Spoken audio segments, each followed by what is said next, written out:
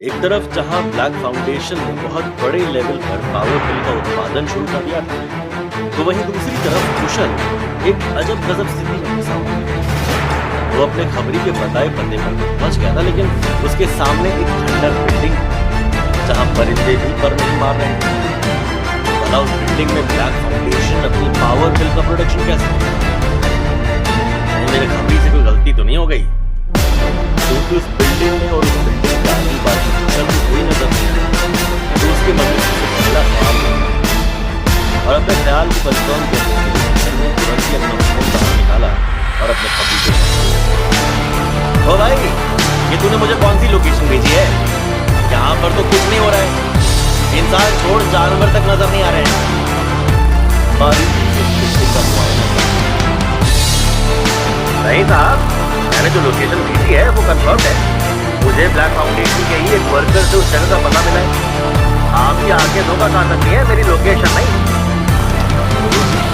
खबरी तो अपनी बात से डस से मस होने का नाम नहीं ले रहा। अबे इधर नेटवर्क बहुत खराब है, वरना तुझे वीडियो कॉल करके दिखाता। इस बिल्डिंग में कुछ नहीं हो रहा है, खंडर पड़ी है बिल्डिंग, कमरों के ताले तक टूटे हुए हैं। लेकिन तेरी खबर पक्की नहीं है, उस वर्कर ने तुझे गोली दी। नहीं साहब, वो मेरा पुराना बंदा है, वो मेरे साथ ऐसा नहीं करेगा। खबरी अभी भी अपनी बात कर रहा है। खबरी की बात सुनकर एक बार कैसे कुशल का मौका मिला, लेकिन चूंकि वहां कुछ नहीं हो रहा था, इसलिए उसने बंदा कितना ही पुराना क्यों ना हो, नोटों के आगे टिक जाता है। आप बस लोकेशन कंफर्म कर और मुझे बता। और कॉल कर। तो वहीं दूसरी तरफ उसी बिल्डिंग के बैक साइड में मिस्टर पोरवाल, चेयरमैन और बाकी फार्मा कंपनीज के ओनर्स के बीच डिस्कशन चल ही रहा था। तभी अचानक से जोर से साइड में चल गया। लेकिन सोवेंका ग्रुप के चेयरमैन और बाकी फार्मा कंपनीज के ओनर्स एकाएक डर गए थे और शॉक्ड अंदाज में पोरवाल को देख रहे थे। मिस्टर पोरवाल, ये सायरन क्यों बज रहा है? कहीं आग तो नहीं लग गई? चेयरमैन साहब ने पूछा। ये सायरन तो मुझे किसी खतरे के आने की दस्तक दे रहा है। पोरवाल साहब, आखिर सायरन के पीछे का माजरा क्या है? तो बाकी ओनर्स भी पैनिक कर रहे, लेकिन पोरवाल के चेहरे पर शातिर मुस्कान नजर आ रही थी। अरे अरे, आप लोगों को घबराने या डरने की कोई जरूरत नहीं है। मैंने क्या कहा था? आप लोग ब्लैक फाउंडेशन की जमीन पर खड़े हैं, यहाँ कोई भी आपका बाल भी बांका नहीं कर सकता है। तो फिर ये सायरन क्या था? चेयरमैन साहब का था। यहाँ आइए, मुझे आप लोगों को कुछ दिखाना है। और उन्होंने एक सिक्योरिटी रूम खोला। तुरंत ही पोरवाल ने अपना लैपटॉप खोला और उन लोगों को उस बिल्डिंग के बाहर रखा। जैसे चेयरमैन साहब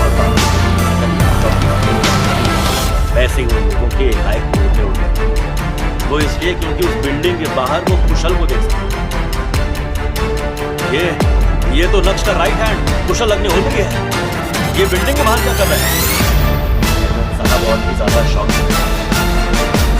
मिस्टर पोरवाल, आपने तो कहा था कि यहाँ कोई खतरा नहीं है, लेकिन ये आदमी तो बेहद खतरनाक है और ये बिल्डिंग के बाहर भी पहुंच गया। अब इसे अंदर आने में ज्यादा समय नहीं लगेगा। हो सकता है कि ये अपनी फोर्स में आने का इंतजार कर रहा हो।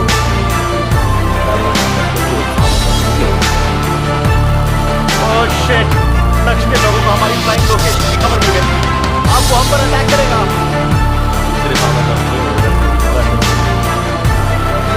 साहब, एक तरफ आप हमसे हमारी सिक्योरिटी का वादा करते हैं और दूसरी तरफ ये नजारा दिखा रहे हैं। आखिर ये सब क्या है? और नक्श के लोगों को इस बिल्डिंग की खबर कहां से मिली? धीरे-धीरे के बीच पैनिक बढ़ता जा रहा। ओहो, cool down, cool down, mister Porwal ने मुस्कुराते हुए कहा। देखिए, आप जो देख रहे हैं वो सच है, लेकिन आप जैसा सोच रहे हैं, जैसा समझ रहे हैं, वैसा कुछ नहीं है। मतलब हम कुछ समझे नहीं। ग्रुप के चेयरमैन साहब के साथ साथ बाकी लोगों के चेहरे भी ब्लैक फाउंडेशन की यही तो खासियत है, शैतान की ताकत। मैंने शैतानी ताकत का इस्तेमाल करके बिल्डिंग को प्रोटेक्टिव लेयर और इल्यूजन फॉर्मेट में कवर कर दिया है।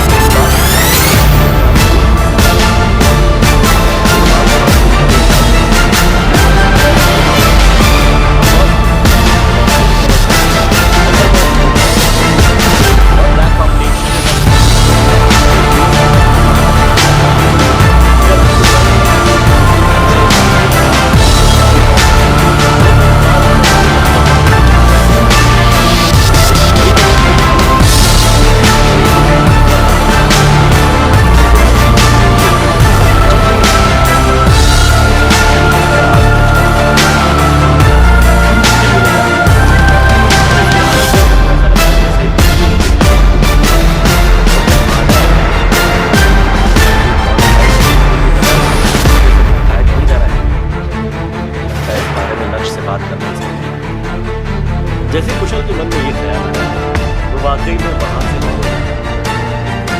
ये नजारा देखकर सोनिका गुरु के चेहरे और बाकी लोगों का ब्लैक फाउंडेशन कॉन्फिडेंस पूरी तरह से बूस्ट हो गया। उनके चेहरे पर रिलैक्सेशन साफ हो गया। तो वहीं दूसरी तरफ नेक्स्ट सम्राट एम्पायर में ऋषभ के वापस आने के बाद अनिका का ध्यान ऋषभ की ओर आकर्षित है। और जब से छोटे नवाब वापस आए तब से उनका बदलाव भी पूरा बदल गया। जहां पहले उसके चेहरे पर तीव्रता दिखती थी, अब उसके चेहरे पर शांति का समय ऋषभ अपनी अखबारी तभी अचानक से अनिका ने उसका कोई अरे वाह ऋषभ, लगता नहीं हम समझदार हो गए। क्या कर रहे हो? जान कुल मिलाकर वो ऋषभ के भाव जाने। जी मम्मा, गॉडफादर ने सिखाया है कि हमें अपने काम स्वयं करना चाहिए। इससे आप अपने काम को करने में काबिल बनते हो और आपका मन भी शांत रहता है। और ये शांत और सरल अंदाज है। अरे वाह मेरे हिंदी भाषा, लगता है गॉडफादर ने तुम्हारे अंदर संस्कार का सारा खजाना भर दिया है। जोर से हंसते हुए अनिका ने कहा, ऐसे हाँ, गॉडफादर ने तुम्हें एकदम सही सीखा। हमें अपने काम को सही करना। पता है, जब मैं 3 साल की थी तब से अपनी अलमारी को संभाली, लेकिन अनिका ने जो कहा वो सरासर झूठ।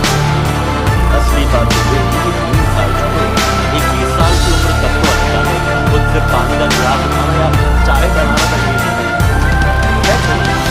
कभी बच्चों में सही संस्कार डालने के झूठ बोले, लेकिन ये झूठ अच्छे हैं क्योंकि जो आप नहीं कर पाए वो अपने बच्चों को करता देख दिल को बहुत तसल्ली मिलती है। मम्मा, मैं होशियार तो था ही और गॉडफादर के पास जाकर मैं और भी ज्यादा होशियार हो गया। अब तो मुझे शूज की लेस बांधना भी आ गया है। 5 दिन में उन्होंने मुझे सब कुछ सिखा दिया। मासूम अंदाज में मुस्कुराते हुए wow, very nice, I am very proud of you. चलो अलमारी जमाकर पढ़ने बैठ जाना, वरना मुझसे पीछे रखे तो तुम्हारे पापा मेरी क्लास लगाएंगे। ऋषभ का बर्ताव और उसका रवैया देखकर अनिका का मूड भी काफी लाइट अप हो गया। ऋषभ को एम्पायर से दूर भेजने के बाद अनिका को लगा था कि ऋषभ उससे गुस्सा हो और उसे नफरत हो, लेकिन हाल फिलहाल तो ऋषभ की तरफ से कोई साइन नहीं। और ये देखकर अनिका क्या ऋषभ वाकई में अनिका को माफ कर चुका था या फिर उसके मन में क्या ऋषभ कुछ प्लान कर रहा है और सही मौके का इंतजार कर रहा है? अब ये तो आगे आने वाला है, लेकिन इतना पक्का था कि अनिका का प्यार ऋषभ की ओर बढ़ गया। जी मम्मा, बस 5-10 मिनट में अलमारी का काम पूरा हो जाएगा, उसके बाद मैं पढ़ने बैठता हूँ। और जल्दी जल्दी अपने हाथ पर चलता। ठीक है, किसी भी चीज की जरूरत हो तो मुझे बताना। Mumma is just one room away. यही मुस्कान के साथ और ऋषभ की बातें से वो इतनी खुश थी कि अपनी खुशी का बयान अपनी मां चित्रा जिससे कदम चित्रा अपने धारावाहिक सीरियल जैसे ही अनिका की चित्रा की कमरे वैसे ही अनिका का एक करना पड़ा। क्या मॉम, पूरे दिन सीरियल बंद कीजिए। अच्छा बंद क्या बंद, पता क्या बात है?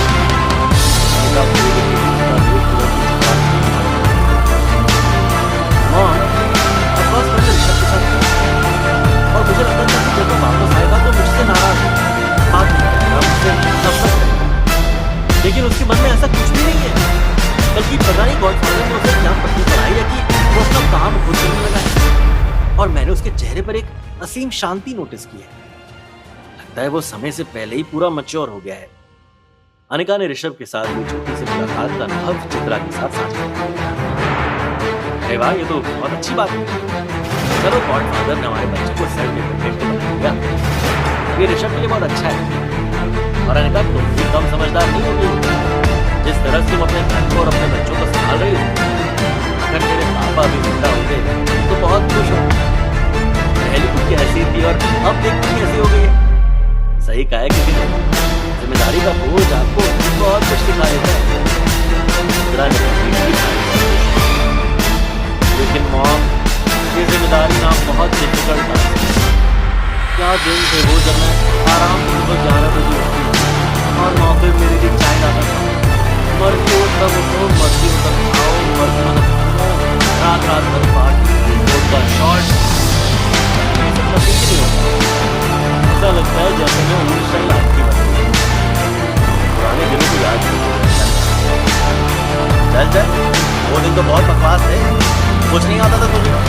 डांट डांट कर तेरी चुड़िया पकड़ कर तो मैंने तुझे चाय बनानी सिखाई। अगर मैंने तुझ पे पहले ध्यान दिया होता तो तेरी जिंदगी बहुत पहले ही संवर जाती। लेकिन अभी कौन सी असली सुख तो प्रेजेंट नहीं है। और इन धारावाहिक सीरियल्स को देखकर मैं एक चीज तो बहुत अच्छे से सीखी, जो मिला है और जो मिल रहा है उससे खुश है। इसी का नाम जिंदगी। चित्रा के चेहरे पर ब्लाउज, ओहो भाई साहब, ये धारावाहिक सीरियल में कुछ अच्छा भी सिखाते हैं तो पहली बार देखा। एक तरफ जहां माँ की हंसी खुशी का माहौल था, तो अपने कमरे में जाने में किस कहने लगा। इस समय उनके दिमाग में काम वो जानते थे कि कहीं ना कहीं अंदाज के ऊपर और ऋषभ को मुहारा बनाते उन्होंने अनिका को चोट पहुंचाई, लेकिन उनकी चाल पूरी तरह से नाकाम। इसी के साथ उन्हें यह समझ आ गया था कि अब ऋषभ से उनका काम बनने वाला नहीं है, और अगर उन्होंने जबरदस्ती ऋषभ पर फिर से ट्राई किया तो उनका खेल पलट सकता। नो डाउट मैम्बो अंकल ने अपनी जितनी भी चालें चली थी वो एकदम और जबरदस्त थी, लेकिन एग्जीक्यूशन और इनपुट्स के चलते उनकी एक भी चाल कामयाब नहीं। अगर कोई चाल कामयाब हुई भी तो आगे जाकर हार का ही सामना करना पड़ा, क्योंकि एग्जीक्यूशन हमेशा से एक टीम है और मैम्बो अंकल अकेले, इसलिए ये भी उनकी हार का एक अहम कारण है। और गहरे मंथन के बाद मैम्बो अंकल ने तय किया कि वो अपनी एक अलग टीम, और जब टीम की बात आई तो सबसे पहले मिस जूली का। वैसे मिस जूली है कहाँ? नए समय से वो ब्लैक फाउंडेशन किसी प्लान में नजर नहीं आई। यही सोचते हुए मैम्बो अंकल ने फोन उठाया और मिस जूली को कॉल किया, लेकिन जूली का नंबर थोड़ा बात हुआ, लेकिन फिर उन्होंने सीधा ब्लैक फाउंडेशन की हेलो सुदर्शन, क्या तुम मेरी बात मिस जूली से करवा सकते हो? मुझे उससे कुछ जरूरी काम है। स्ट्रेट फॉरवर्ड बोलते हुए मैम्बो अंकल ने मिस्टर मैम्बो, मिस जूली तो ब्लैक फाउंडेशन छोड़ चुकी है। एंड व्हाट अ कोइंसिडेंस, आज मिस जूली की शादी है पंजाबी बात है। क्या उसने आपको नहीं बुलाया? क्या सुदर्शन की बात सुनकर मैम्बो अंकल क्या क्या वाकई में मिस जूली की शादी हो गई? ब्लैक फाउंडेशन नहीं मिस जूली का नाम करवाया। वैसे अगर शादी का वीडियो बनाया है तो शादी हो रही है, लेकिन किससे और क्यों? मिस जूली तो नक्श से बदला लेना चाहती है, तो क्या आपको बदला नहीं है? वो नक्श को हमेशा हमेशा भूल करेगी, नहीं नक्श के दुश्मन के रिस्क से वो काम होने वाला था। मैम्बो अंकल क्या वो मिस जूली को समझाएंगे? क्या मिस जूली मैम्बो की टीम में शामिल होगी, या फिर मैम्बो अंकल को ये रास्ता अकेले ही तय करना होगा?